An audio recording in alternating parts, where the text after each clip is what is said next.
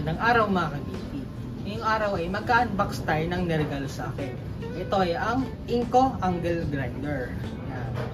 770 watts siya. Niregalo sa akin to noong ako ay nag-debut. Kaya tara, buksan natin ito. Hindi naman ng kahon. Bali nabuksan ko na nga pala ito nung nag-unboxing ako ng mga regalo sa akin. Yan, may kasama siyang libreng disc. Isa, dalawa, tatlo, apat, lima, kanina ito, palo, siyam, 10. Yan, may 10 piraso na libreng disc. Cutting disc siya. Kanyang guard cover.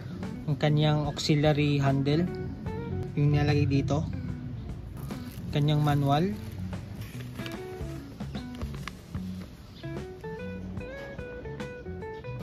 Tapos yung kanyang grinder mismo. Yan, gagamit pa tayo dito ng adapter. At yung kanyang pangtanggal ng disc. Yun lang, yun ang laman ng kahon. Ikabit na natin kanyang guard para sa ating protection. Mainam sana guys kung lalaging ito, dagdag safety din sa atin to. Ang purpose ito, pag pumutok yung cutting disc, kahit pa paano may sasalo, imbis na diretso papunta sa iyo. Ito ang kahalagaan ng guard na to. Kasi yung talsik ng baga, imbis na sa diretso, tatama muna dito. Yan. Pero pwede naman din gamitin kahit walang ganito. Pero mas mainam sana kung meron. Dagdag safety naman din sa atin to eh. Mapansin mo meron doon parang uka. Dito natin siya ipapasok.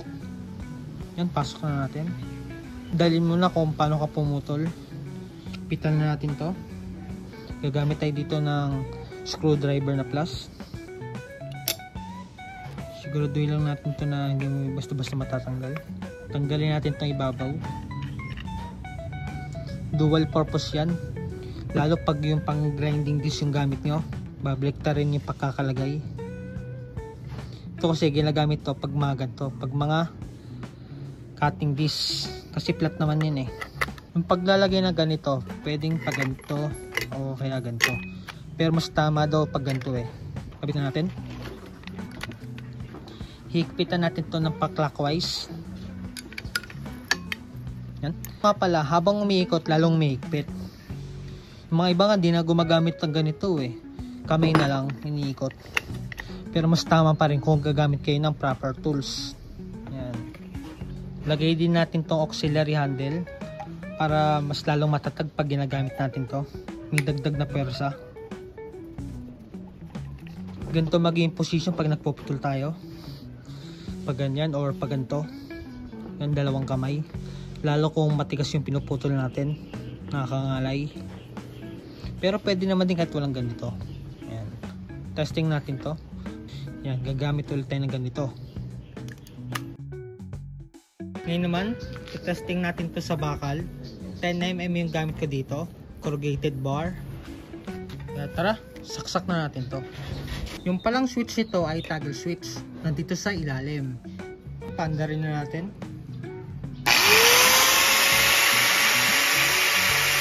Ayan, nasa tamang RPM na. Pwede na natin sa pangputol. Tara.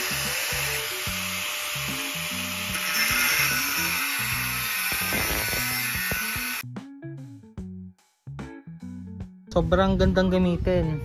Tama-tama lang yung kanyang RPM. Yan. Isipin mo, ilang baka na agad yung naputol ko. Sa 10mm yung diameter. Mabilis siyang pumutol. Yung kanyang ingay is tama lang. Acceptable pa naman. Minsan kasi yung mga grinders sobrang ingay talaga. Masakit sa tenga. Ito, sakto lang. Subukan naman natin to sa Tobo.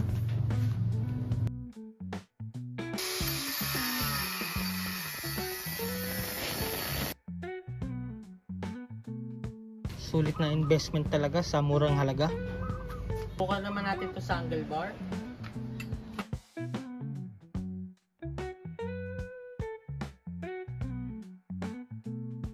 Subukan naman natin to kiskasin para mawala yung mga kalawang. Gagamit tayo dito ng grinding wheel. Yan, pangkaskas. Palitan natin to ng bala. Tara. Tapos, itong spindle lock, pipindutin mo yan. Para mag-lock dito, para hindi umikot. Yan. Yung siya ikot. Ngayon naman, kunin mo tong spanner. Tapos itapat mo siya sa mga butas. Yan. Tapos piti mo siya ng pakaliwa. Ganun lang. Yan, tapos ikutin mo na ng kamay. Yan, alisin na natin. Kabit na natin to. Sentro mo lang. Tapos itong parang may tules. Doon mo siya ipapasok. Yun ang purpose nun. Clockwise. Pwede natin itong tanda rin.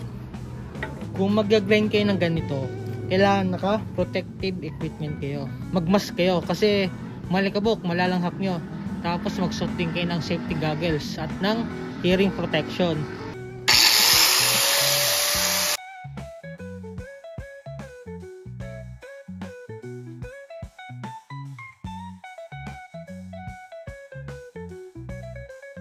Yan, makinis na siya.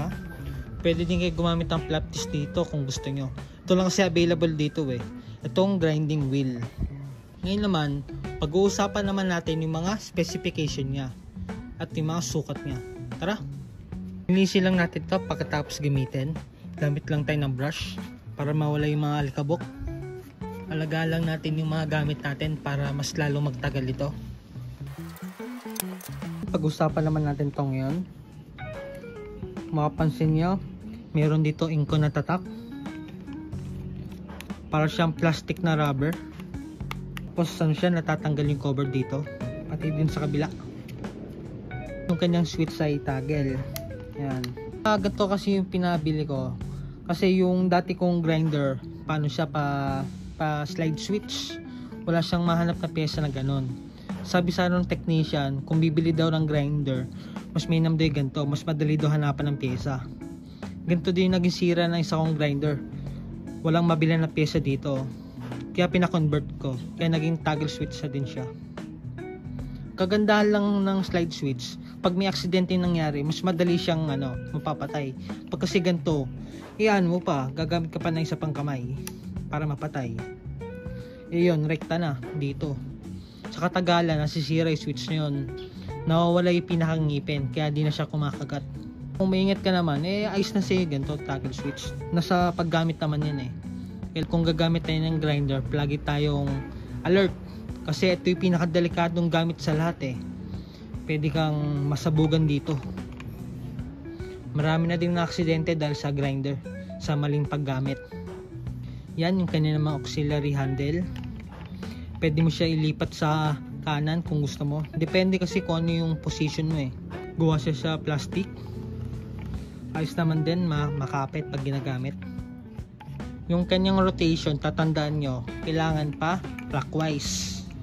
Yung kanyang spindle lock, yung siyang spring na kasama din ayun lagay sa kahon, daw to, aluminum, kaya all goods naman kung ganun.